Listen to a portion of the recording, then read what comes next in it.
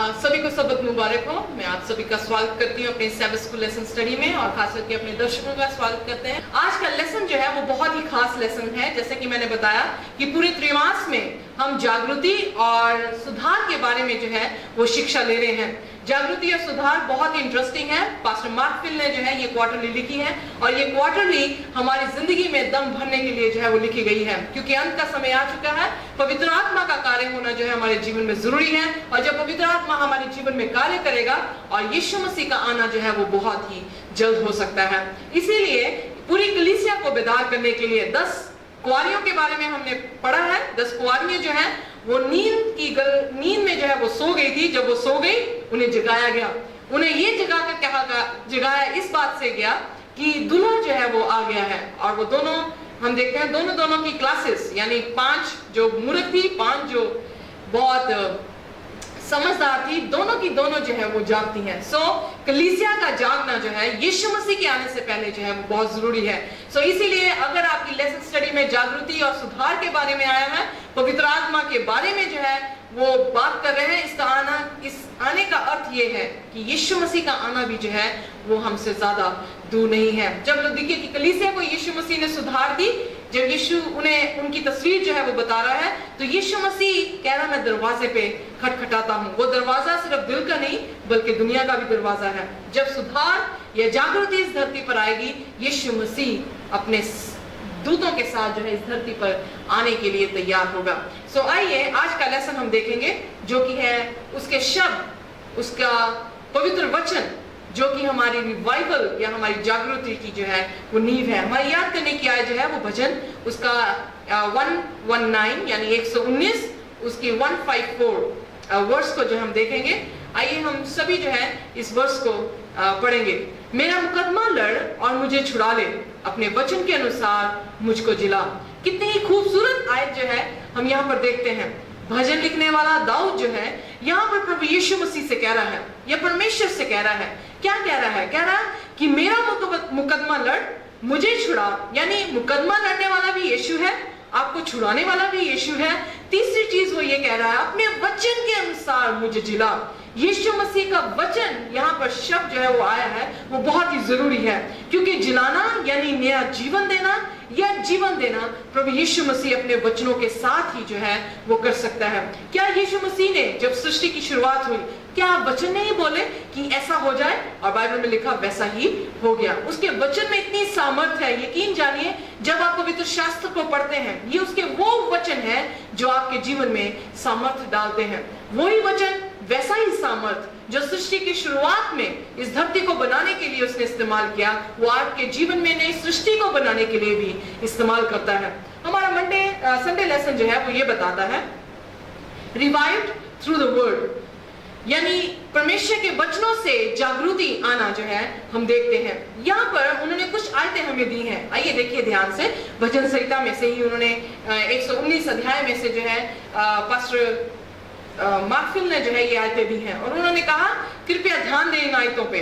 भजन संहिता 119 और उसकी 25 में लिखा, मैं धूल में पड़ा हूँ, तू अपने वचन के अनुसार मुझको जिला। यहाँ पे किस सिचुएशन में दाऊद अपने आप को दिखा रहा है, और वो क्या प्रार्थना प्रभु यीशु मसीह से करता है?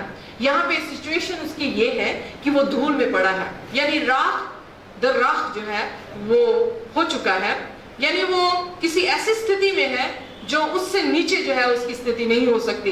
उस स्थिति में वो परमेश्वर को पुकार रहा है और कह रहा है कि अपने वचन के अनुसार, यहाँ पर भी परमेश्वर के वचन की सामर्थ को वो दिखाता है कि परमेश्वर की वचन की सामर्थ इतनी है कि वो उस राख से भी जो है वो जिला सकता है। अगर आप मर कर राख में राख क्यों ना हो जाए, यीशु मसीह जब अपनी आखिरी तुरही फूंकेगा, और बाइबल बताती है कि जब वो आखिरी तुरही फूंकेगा, सारे जितने मसीह में मर चुके हैं वो सारे के सारे जो है वो जीवित हो जाएंगे। सो यहाँ पर भी दाऊद जो है वो इस आशा में है कि मैं जो है धूल में पड़ा हूं, तो अपने वचन के अनुसार मुझे जिला। दूसरी आयत बताई गई है भजन संहिता 119 और उसकी 107, उसमें लिखा, मैं अत्यंत दुख में पड़ा हूं, हे यहोवा अपने वचन के अनुसार मुझे जिला। यहाँ पर फिर वो जिलाने की बात जो है वो कर रहा है।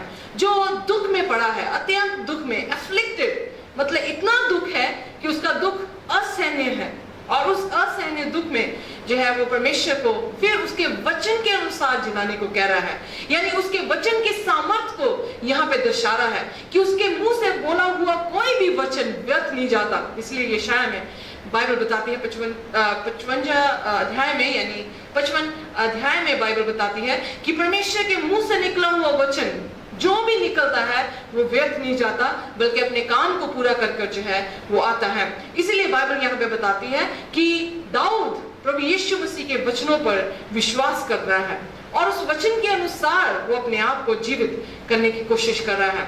भजन संहिता 119 और उसकी 153 वर्स हम देखें, मेरे दुख को देखकर मुझे छुड़ा ले, क्योंकि मैं तेरी व्यवस्था को भूल नहीं गया। मेरा मुकदमा लड़ और मुझे छुड़ा ले, अपने वचन के अनुसार मुझको जिला। चाहे आप किसी भी परिस्थिति में क्यों ना हो, यहाँ पे हमने 3 आयतें देखी। दाऊद जो है वो धूल में है पड़ा हुआ, दाऊद जो है वो बहुत ही दुख में है, दाऊद जो है वो एक तरह से अपने आप को छुड़ाना चाह रहा है, किसी के क्या कह सकते हैं कि किसी के हाथों से बंधा हुआ है, वो अपने मुकदमे को लड़ने की कोशिश कर रहा है। आप चाहे दुख में है, चाहे आप धूल में हैं, चाहे आप मुकदमा किसी चीज का लड़ रहे हैं, वो परमेश्वर पर अपनी आशा लगाए हैं कि उसके वचन मुझे आकर जो है वो छुड़ाएंगे। अगर दाऊद परमेश्वर के वचनों पर इतना ईमान रखता है, तो क्यों हम उसके वचनों को प्रत्येक रोज जो है वो पढ़ने की कोशिश भी नहीं करते? अगर आप ध्यान दें, बाइबल जो है वो हर एक मसीह के घरों में है। किसी ने कहा उन्हें दोबारा नई बाइबल खरीदने की जरूरत नहीं, क्योंकि उनके घर में ऑलरेडी बाइबल जो है वो शेल्फ पे पड़ी है और उसमें मिट्टी जो है वो गिरती है, क्योंकि मसीह लोग जो है वो बाइबल को पढ़ते नहीं। बाइबल जो है एक ऐसी किताब है जो आपको सामर्थ्य देता है, परमेश्वर का श्वास है बाइबल। बाइबल एक ऐसा श्वास है जिसने आदम और हवा के नथनों में, या आदम के नथनों में जब श्वास फूंका, बाइबल बताती है वो जीवित प्राणी जो है वो बन गया। ये वचन जब आपके नथनों में या आपके जहन में जब आते हैं तो वो जीवन को जो है वो प्रदान करते हैं। आइए देखिए परमेश्वर के वचन में क्या पावर है। भजन संहिता 119 उसकी 116 में लिखा, हे यहोवा अपने वचन के अनुसार मुझे संभाल कि मैं जीवित रहूं और मेरी आशा ना तोड़। बाइबल बताती है कि परमेश्वर का वचन आपको जीवित रखता है। प्रभु यीशु मसीह का वचन आपको जीवन देता है। क्या बाइबल में ये नहीं लिखा जिसके पास पुत्र है उसके पास जिंदगी है? क्या बाइबल में ये नहीं लिखा यूहन्ना उसका पहला उसके पहले में कि आदि में वचन था और वो वचन परमेश्वर के साथ था, वचन परमेश्वर था, और 4वें पद में लिखा वो वचन देहधारी हुआ। वो वचन जो है प्रभु यीशु मसीह खुद था। जो यीशु मसीह को रखता है वो क्यों ना जीवन पाएगा। भजन संहिता 119 उसकी 130 वे वचन में लिखा है, तेरी बातों के खुलने से प्रकाश होता है और उसके भोले लोग समझ पाते हैं या समझ प्राप्त करते हैं। खुलने से प्रकाश होता है, ये कौन सी बातें हैं? परमेश्वर का वचन। इंग्लिश में लिखा Thy word, तेरा वचन gives me light, तेरा वचन मुझे ज्योति या प्रकाश देता है और मुझे समझ प्रदान करता है।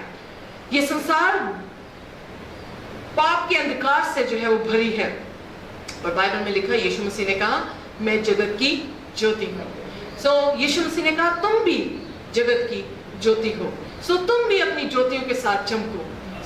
इसीलिए क्योंकि परमेश्वर का वचन जब हमारे बीच में आता है, हम उस अंधकार से निकलकर उज्जवल ज्योति में जो है वो आ जाते हैं। यीशु मसीह हमें अंधकार से निकालता है और अपनी ज्योति में, सत्य में जो है वो लेकर आता है। बाइबल बताती है भजन संहिता 119 उसकी 50 में, मेरे दुख में मुझे शांति उसी से हुई है क्योंकि तेरे वचन के द्वारा मैंने जीवन पाया है।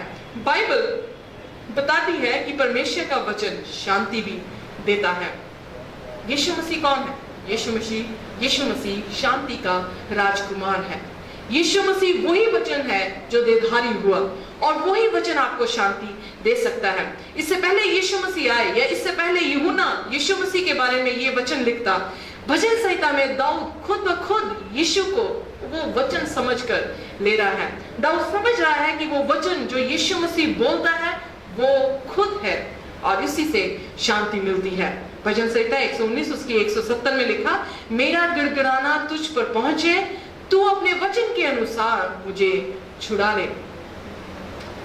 लूका उसका 4 उसकी 16 में लिखा, यीशु मसीह ने कहा परमेश्वर का आत्मा मुझ पर है क्यों है? ताकि मैं गरीबों को सुसमाचार सुनाऊं, जो बंधु हैं उन्हें मैं छुड़ा दूं, जो अंधे हैं उन्हें मैं आंखें दूं।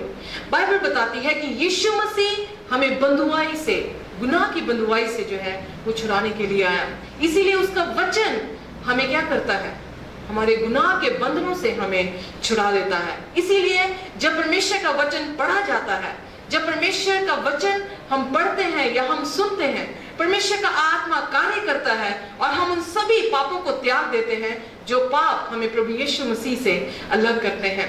इसीलिए बाइबल में लिखा कि परमेश्वर का वचन हमें जागृति देता है। मुझे याद है कि जब मैं प्रभु यीशु मसीह को, उसके वचनों को अच्छी तरह से जानती नहीं थी, जब मैं एडवेंटिस्ट नहीं बनी थी, उसके वचन मेरे सामने अधूरे थे और मैं ऐसी थी कि मैं परमेश्वर को छोड़ चुकी थी। मैंने कहा यहाँ पे कोई परमेश्वर नहीं। मैं जानना चाहती थी कि मौत के बाद इंसान के साथ क्या होता है। मैं जानना चाहती थी इस दुनिया में दुख और तकलीफ क्यों है। मैं ये जानना चाहती थी परमेश्वर स्वर्ग में बैठा क्या करता है।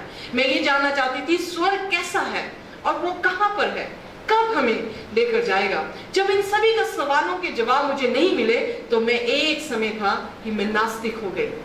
पर जब मुझे इन सवालों के जवाब परमेश्वर के कलाम से मिले, जब मैंने उत्पत्ति से लेकर प्रकाशित वाक्य तक परमेश्वर का एक एक शब्द जब मैंने पढ़ा, जब इन सवालों के उत्तर मुझे मिले, तो मैं यीशु के साथ ऐसी जुड़ गई कि उसने मुझे जीवन दे दिया, क्योंकि यीशु पा लिया, उसने मुझे बंधुए से छुड़ा दिया। अब मैं नास्तिक नहीं, अब मैं आस्तिक हूँ। अब मैं परमेश्वर पर विश्वास करने वाली और उसकी गवाह ठहरती हूँ।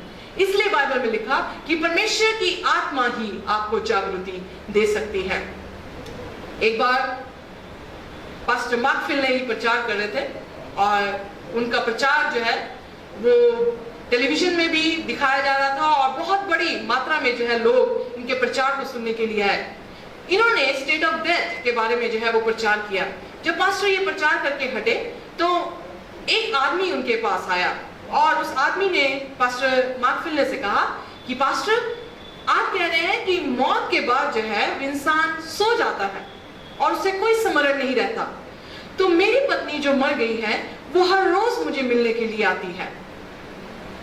पास्टर ने उनसे कहा कि जो मैंने प्रचार किया है ये परमेश्वर का वचन है और परमेश्वर का वचन सत्य है। आप ऐसे कीजिए कि जब इस बार जो है आपकी पत्नी आपको मिलने के लिए आए, और एक बार मुझे याद है एक और जिक्र है जब एक माँ का बेटा जो है उसे मिलने के लिए आता था। जब आपको मिलने के लिए आए, इस बार आप उसे कहना यीशु के नाम से तू यहाँ से चला जा, यीशु के नाम से तू कभी वापस जो है वो ना आना। बाइबल बताती है, मार्कफिल ने बताते हैं कि जब वो घर गया और उसको मिलने के लिए आए और उन्होंने बाइबल के इस वचन पर विश्वास किया, और जब विश्वास किया उन्होंने ऐसी ही प्रार्थना की कि प्रभु यीशु मसीह के नाम से शैतान तू दफा और दूर हो जा। और उसी समय जो है वो व्यक्ति जो प्रियजन उनको मिलने के लिए आता था वो उनकी आंखों से जो है वो ओझल हो गया। उस दिन के बाद वो कभी भी उसके पास जो है वो नहीं आया। बाइबल बताती है परमेश्वर के वचनों में सामर्थ्य है, क्योंकि उसका वचन आपको प्रकाश देता है, आपको समझ देता है। आप बुरे और भलाई में अंतर जानते हैं, आप अंधकार और ज्योति में अंतर जान पाते हैं। और फिर जब प्रकाश आप पर आता है, बाइबल बताती है कि आप में सामर्थ जो है वो आती है, आप रिवाइव होते हैं, जागृत होते हैं और आप सुधार की तरफ जो है वो बढ़ते हैं।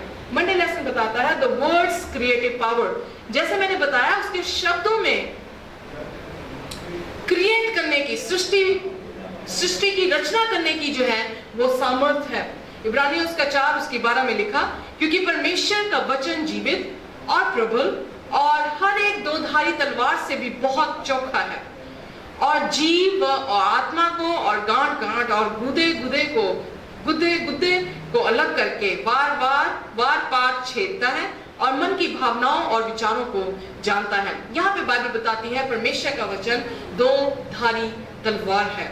वो ऐसी तलवार है जो इधर से भी काटेगा और उधर से भी जो है वो काटेगा। ये जंग में इस्तेमाल की जाती थी ये तलवारें। संहिता 119 और उसकी 6 आयत में, आकाश मंडल यहोवा के वचन से और उसके सारे गण उसके मुंह के श्वास से बने। वे समुद्र का जल ढेर की ना इकट्ठा करता और वे गहरे सागर को अपने भंडार में रखता है। आप देख सकते हैं यहाँ भजन लिखने वाला कैसे परमेश्वर के वचन की सामर्थ्य को जो है वो बताता है।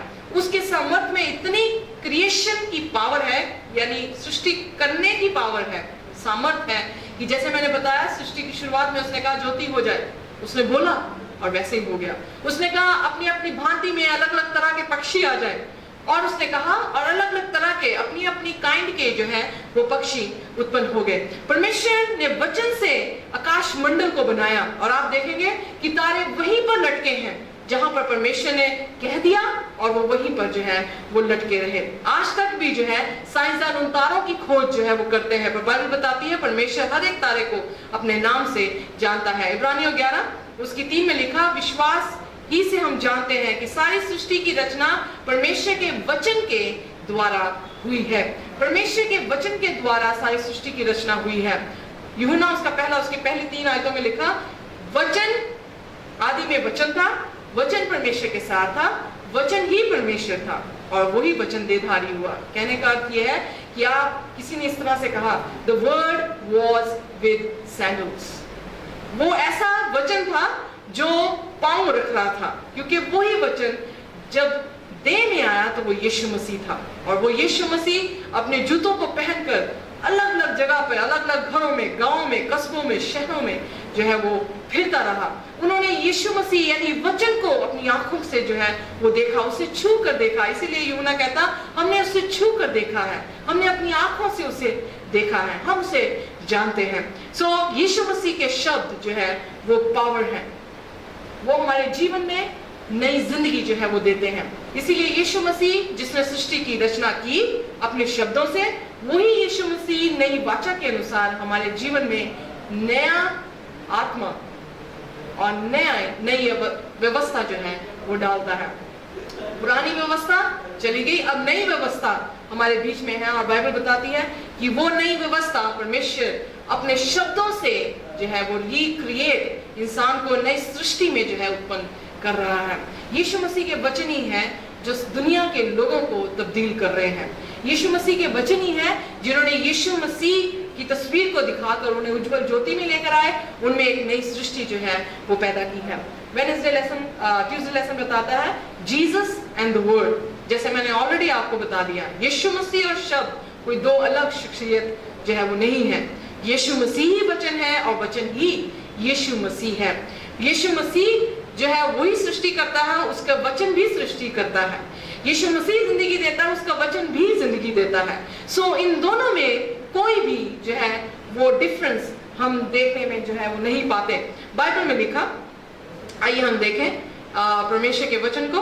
परमेश्वर का वचन बताता है, यूहन्ना उसका 5 और उसकी 39 वर्स, तुम पवित्र शास्त्र में ढूंढते हो क्योंकि समझते हो कि उनमें अनंत जीवन तुम्हें मिलता है, और ये वही है जो मेरी गवाही देते हैं। आप पवित्र शास्त्र में देखें, आपको यीशु मसीह ही नजर आएगा। आप चाहे पुराने नियम की कहानी को ले लें, चाहे नए नियम की कहानी को ले लें, आप किसी भी बात को क्यों ना ले लें, आप हर एक कहानी में यीशु मसीह को जो है वो पाएंगे। इमामस, जब यीशु मसीह जी उठा और इमामस के 2 चेले थे, और 2 चेले जो है वो बहुत ही गंभीर रूप से चल रहे थे, क्योंकि बड़ा अफसोस कर रहे थे कि यीशु मसीह जो है वो मर गया। जब वो अफसोस कर रहे थे, आप इस कहानी को जानते हैं, यीशु मसीह उनके साथ चलने लगा, और जब यीशु मसीह उनके साथ चलने लगा तो उनसे बातचीत करता हुआ उन्हें पवित्र शास्त्र से बताने लगा कि जो यीशु मसीह के प्रति जो है भविष्यवाणी थी कि उसका मरना जरूरी था, और फिर वो तीसरे दिन उसका जी उठना भी जो है वो जरूरी है। लूका उसका 24 उसकी 27 में लिखा, तब उसने मूसा से और सब भविष्यद्वक्ताओं से आरंभ करके सारे पवित्र शास्त्र में से अपने विषय में की बातों का अर्थ उन्हें समझा दिया। बाइबल में लिखा, यीशु मसीह ने अपने वचनों में से यीशु मसीह की तस्वीर उन्हें लाकर जो है वो दिखा दी। और 32 आयत में लिखा, उन्होंने आपस में कहा, जब वह मार्ग में हमसे बातें करता था और पवित्र आत्मा का अर्थ हमें समझाता था, पवित्र शास्त्र का अर्थ हमें समझाता था, तो क्या हमारा मन में उत्तेजना ना उत्पन्न हुई? हमारा दिल क्यों नहीं जला जब वो हमें ये सारे वचन जो है सुनाता था? और तुरंत अपने भाइयों के पास, उन चेलों के पास दौड़कर उन्होंने ये सुसमाचार दिया, यीशु मसीह जी उठा है।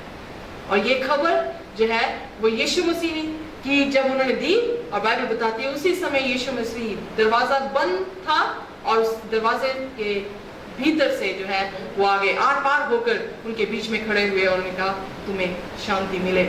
सो वचन और यीशु मसीह अलग नहीं है। इसीलिए बाइबल में लिखा, यशाया उसकी 8 उसकी 20 में, अगर कोई to the law and to the testimony if they don't speak they don't have the light, अगर वो व्यवस्था और उसकी गवाही की बातें चर्चा ना तुमसे करे तो उनमें कोई भी ज्योति नहीं है। अगर ज्योति नहीं, यीशु मसीह भी उनमें नहीं है। वेडनेसडे लेसन बताता है रिवाइवल, फेथ एंड वर्ड, ये तीनों चीजें जो है एक दूसरे के साथ जुड़ी हैं। आप जागृति की बात करें, विश्वास की बात करें या शब्दों की, उसके वचनों की बात करें, ये तीनों एक दूसरे से मिलाप रखती हैं। बाइबल में लिखा है लूका उसकी 18 उसकी 8 में, मैं तुमसे कहता हूँ वह तुरंत उनका न्याय चुकाएगा, तो भी मनुष्य का पुत्र जब आएगा तो क्या वह पृथ्वी पर विश्वास पाएगा। यीशु मसीह अपने आने के बारे में कह रहे हैं और ये कह रहे हैं कि वो कुछ और नहीं देखेगा, ना आपके कपड़ों को, ना आपकी स्टडी को, एजुकेशन को, ना आप कहाँ पर काम करते रहे, आपका रुतबा क्या था, आपका घर कितना बड़ा था, आप पढ़े लिखे थे, आप गोरे थे या काले थे, इसके बारे में नहीं वो देखेगा। वो क्या देखेगा?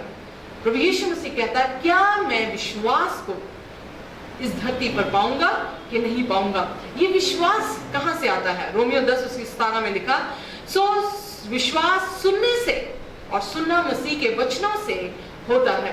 प्रभु यीशु मसीह के वचन को सुनने से ही आप क्या होते हैं? विश्वासी बनते हैं। अगर परमेश्वर का वचन आप ना सुने, आप देखेंगे अपने जीवन में, अगर आप बाइबल पढ़ना छोड़ दें तो आप जो है विश्वास में नीचे गिरना शुरू होते हैं। जब आप परमेश्वर के वचन को सुनना शुरू करते हैं, आपका विश्वास जो है वो बढ़ना शुरू होता है। किसी ने कहा शैतान आपको बाइबल से दूर रखेगा और बाइबल आपको शैतान से या पाप से जो है वो दूर रखेगी।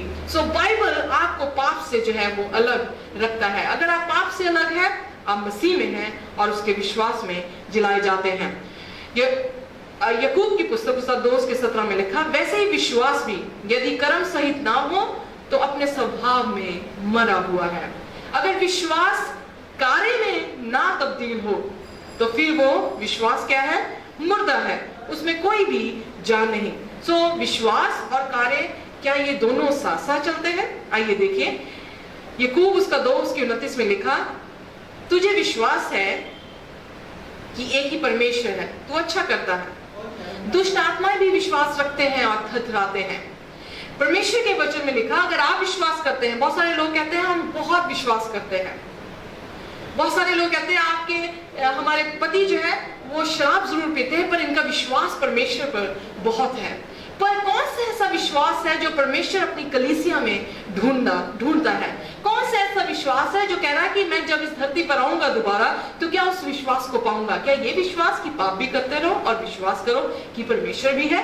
बाइबल बताती है यकूब की पुस्तक में कि दुष्ट आत्माएं भी विश्वास करती हैं। किस पर? कि परमेश्वर है। दुष्ट आत्माएं ये भी विश्वास करती है पिता है, पवित्र आत्मा है, स्वर्गीय दूत है, विश्वास करती हैं कि यीशु मसीह भी इनके लिए जो है वो मर गया है, और वो डरती हैं, थरथराती हैं।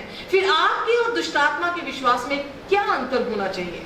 आपके और दुष्ट आत्मा के विश्वास में यह अंतर होना चाहिए जो यकूब की पुस्तक पहले बता चुकी। दुष्ट आत्माएं विश्वास करती हैं कि परमेश्वर है पर उनके कार्य ये नहीं बताते कि परमेश्वर उनमें है। इंसान या मसीह वो है जो विश्वास करता है कि मसीह है और उनके कार्य बताते हैं कि मसीह उनमें चलता फिरता नजर आता है।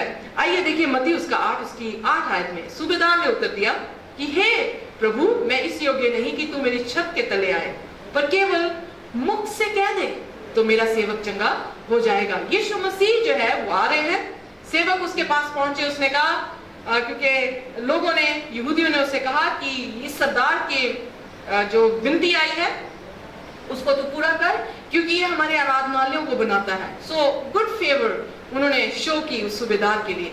यीशु मसीह उसके घर चलने को चल पड़ा, जब जा रहा था तो सेवक आके उसका संदेश उसे देते हैं और कह रहे हैं कि सूबेदार ने ये कहा है। सूबेदार ने उत्तर दिया कि हे प्रभु, मैं इस योग्य नहीं कि तू मेरी छत के तले आए, पर केवल मुख से कह दे तो मेरा सेवक चंगा हो जाएगा। वो अन्य जाति का सूबेदार विश्वास कर रहा है कि यीशु मसीह अधिकारी है, यीशु मसीह सामर्थी है, यीशु मसीह मुंह से जो कह देगा उसके शब्दों में सामर्थ है कि मेरा दास जो मेरे घर में बीमार पड़ा है वो उसी समय चंगा हो जाएगा। बाइबल में लिखा, ये सुनकर यीशु ने अचंभा किया। यही विश्वास है जो यीशु मसीह अपने लोगों में देखने के लिए आता है। उसने अचंभा किया और जो उसके पीछे आ रहे थे उनसे कहा, मैं तुमसे सच कहता हूं कि मैंने इस्राएल में भी ऐसा विश्वास नहीं पाया। वो विश्वास क्या था? वो विश्वास ऐसा था कि उसने सिर्फ विश्वास नहीं किया कि यीशु चंगा करता है। बहुत सारे लोग विश्वास करते हैं कि जब तक यीशु मसीह हमें छू ना दे हम चंगे नहीं हो सकते, जब तक हमें दर्शन ना दिखे हम जान नहीं पाएंगे कि यीशु मसीह हमारे साथ है, जब तक हम अन्य भाषाएं ना बोले हम ये जान नहीं पाएंगे कि पवित्र आत्मा से भरे हैं कि नहीं भरे हैं। सबसे पहले पेंटिकॉस्टल चर्च आपसे ये प्रश्न पूछेगा, अन्य भाषा बोलते हैं? क्योंकि अन्य भाषा ही उनके लिए एक ऐसा चिन्ह है जो उन्हें यह बता सकता है कि ये पवित्र आत्मा से भरा है। प्रभु यीशु मसीह के वचन में लिखा, जो उसकी आज्ञा को मानता है वो उसे पवित्र आत्मा देता है। जो उसकी आज्ञा को तौबा करके उसकी आज्ञा के अनुसार बपतिस्मा ले, परमेश्वर उसे पवित्र आत्मा देता है। अन्य भाषा ही एक ऐसा चिन्ह नहीं है जो ये बताता है कि आप प्रभु यीशु मसीह के हैं, कि आप प्रभु यीशु मसीह की आत्मा से भरे हैं। बल्कि बाइबल ये बताती है कि उसने बिना देखे ये विश्वास किया। इसलिए यीशु ने कहा, धन्य है वे लोग जो बिना देखे मुझ पर विश्वास करते हैं। सो यीशु मसीह ने वहां पर उसके विश्वास को बताया कि धन्य है वे जो बिना देखे वो विश्वास कर रहा है कि यीशु मसीह अगर मुंह से भी कह देगा तो मेरा दास जो है वो क्या होगा? चंगा हो जाएगा। सो यीशु मसीह ने कहा, जा तेरे विश्वास ने तेरे दास को चंगा किया, और तुरंत वो दास जो है उसी समय चंगा हो जाता है। बाइबल में लिखा है यूहन्ना उसका 5 और उसकी 6वीं आयत, यीशु ने उसे पड़ा हुआ देखकर और जानकर कि वह बहुत दिनों से इस दशा में पड़ा है, उससे पूछा, क्या तू चंगा होना चाहता है? आपको याद है बतसदा के पूल पे 38 वर्षों से जो है व्यक्ति पड़ा था और कोई भी नहीं ऐसा था जो जल के हिलने पर उसे डाल दे और वो चंगा हो जाए। यीशु मसीह उसके पास आकर यूं कहता है, क्या तू चंगा होना चाहता है? उस बीमार ने उसको उत्तर दिया, हे प्रभु, मेरे पास कोई मनुष्य नहीं कि जब पानी हिलाया जाए तो मुझे कुंड में उतारे, परंतु मेरे पहुंचते पहुंचते दूसरा मुझसे पहले उतर पड़ता है। यीशु ने उससे कहा, उठ, अपनी खाट उठाकर चल फिर। वह मनुष्य तुरंत चंगा हो गया और अपनी खाट उठाकर चलने लगा। बाइबल में लिखा कि यीशु मसीह ने उससे कहा कि तू उठ और खाट उठा और चल फिर। क्या समझते हैं? क्या उसने प्रभु यीशु मसीह की आज्ञा के अनुसार उठने की कोशिश नहीं की होगी? मैं मानती हूं कि उसने उठने की कोशिश की होगी। जैसे ही उसने उठने की कोशिश की वो उठ गया, तुरंत चंगा हो गया। और उसने उठकर क्या किया? अपनी खाट को उठाया और वो अपनी खाट को लेकर जो है वो चला गया। जब तक आपका विश्वास कार्य में नजर ना आए, जब तक आपका विश्वास उसकी इच्छा को पूरी करने में नजर ना आए, तब तक वो विश्वास मुर्दा है। बाइबल में लिखा, अगर हम देखें मत्ती उसका 14 और उसकी 30 में, जब पतरस नाव में था, तूफान आया और यीशु मसीह जो है वो पानी पे चलता हुआ नजर आया। यीशु मसीह जब चल रहा था तो उसने कहा, हे प्रभु, अगर तू है तो मुझे भी कह। और यीशु ने कहा, कम आजा। जब वो आया वो पानी पर चलने लगा। मत्ती 14 उसकी 30 में लिखा, पर हवा को देखकर डर गया और जब डूबने लगा तो चिल्लाकर कहा, हे प्रभु, मुझे बचा।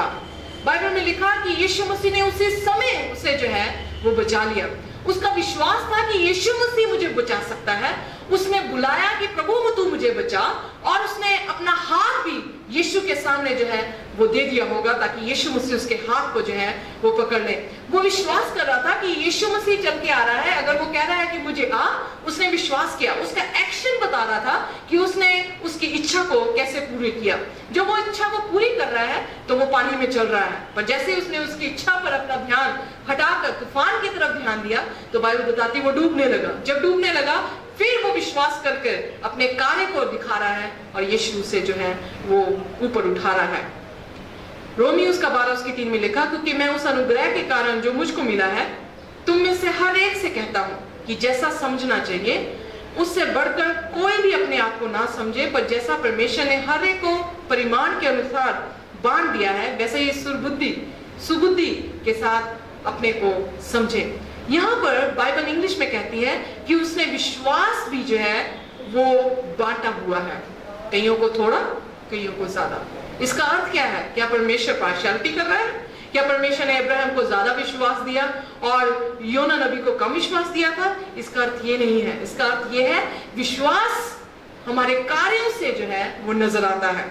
जितना हम उसकी इच्छा के अनुसार कार्य करते हैं वो हमारे विश्वास को दर्शाता है कि हम उस पर भी कितना विश्वास करते हैं। इसलिए रिवाइवल, जागृति, विश्वास, या हम ये कहें कि उसका वचन, ये तीनों जो है एक दूसरे के साथ जुड़े हैं। जब आप उसके वचन को पढ़ते हैं आप विश्वास करते हैं। जब आप विश्वास करते हैं तो आप उन वचनों को अपने जीवन के कार्यों में जो है वो लेकर आते हैं। आप विश्वास करते हैं, यीशु मसीह कहता है कि झूठ मत बोले, शैतान भी कहता है, पर आपके विश्वास में शैतान के विश्वास में फर्क पड़ता है, क्योंकि आप विश्वास करते हैं और आप झूठ नहीं बोलते। और वो ना झूठ बोलने का अर्थ ये है कि आप विश्वास करते हैं। योना ने विश्वास नहीं किया, वो नैनवो को छोड़ के तर्शीश को गया। अब्राहम ने विश्वास किया, अपने घर को छोड़कर जिसे उस जगह को चल दिया जिस जगह को उसने देखा भी नहीं था।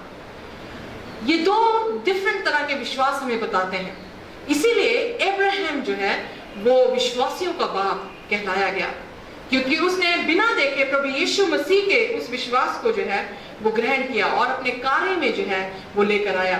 क्या हमारा वचन पढ़ना महज एक ड्यूटी या एक रूटीन है कि हमें पढ़ना ही है और फिर काम पे जाना है, या हमने शाम को पढ़ना ही है और फिर हमने सोना है? यकीन जानिए, अगर ये वचन आपके जीवन में विश्वास को उत्पन्न नहीं कर रहा, विश्वास जो कार्य को लेकर आएगा, तो फिर आपका विश्वास मुर्दा जो है वो है। आपका विश्वास जो है वो मुर्दा कहलाया जाएगा। बाइबल इसीलिए कहती है परमेश्वर और विश्वास और रिवाइवल इकट्ठे चलते हैं। आइए हम यीशु मसीह को ग्रहण करें जो कि वचन है, और जब उसको ग्रहण करेंगे उसको सुनने से हमारे विश्वास में उन्नति आती है, और जब हम प्रार्थना में लौलीन होंगे तो वो विश्वास कार्यों में जो है वो नजर आता है। और इसलिए बाइबल कहती है कि वो कार्यों को जो है वो लेकर जब नजर दिखाई देगा हमारा कार्य, तो यीशु मसीह हमारे जीवन में ऐसा कार्य करेगा कि जब वो धरती पर आएगा तो विश्वास को पाएगा। और बाइबल में लिखा जो विश्वासी होंगे वो स्वर्ग की बादशाह के वारिस होंगे और यीशु के साथ जाएंगे। हम भी अपने आप को तैयार करें, हमारा विश्वास दुष्ट आत्माओं के विश्वास के साथ मेल ना करे, बल्कि हमारा विश्वास अब्राहम के विश्वास के साथ मेल करे, जिसने कार्य किया और उसके कार्य के कारण उसे उच्च उपाधि जो है वो दी गई। प्रभु यीशु मसीह आप सभी को आशीष प्रदान कर दे।